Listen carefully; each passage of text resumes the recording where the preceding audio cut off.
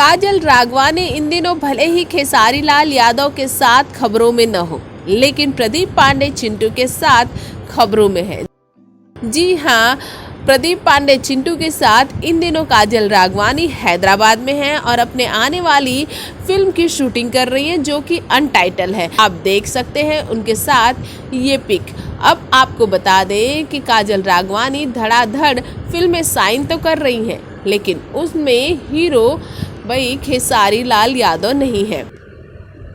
पराग पाटिल के साथ फिल्म लिट्टी चोखा की बात करें तो ये एक मात्र ऐसी फिल्म है जिसमें ये दोनों साथ नजर आएंगे और उसके बाद ये दोनों सैया अरब गई नैना में नजर आएंगे, जो कि फिल्म का ट्रेलर पिछले दिनों रिलीज भी कर दिया गया। इन फ्यूचर काजल राघवानी नजर आएंगी पवन सिंह और प्रदीप पांडे चिंटू के साथ।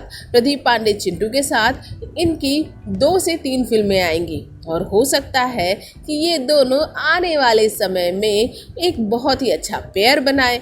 लेकिन आने वाले दिनों में भी काजल राघवानी कई अन्य हीरोज के साथ नजर आएंगी और उनमें से सबसे प्रमुख पवन सिंह, प्रदीप पांडे चिंटू ही होने वाले हैं। खेसारी और काजल के बीच दुश्मनी क्यों छिड़ी ये तो किसी को पता नहीं है, क्योंकि ये दोनों ने अपने चीज़ों पर खुलकर बोला ही नहीं।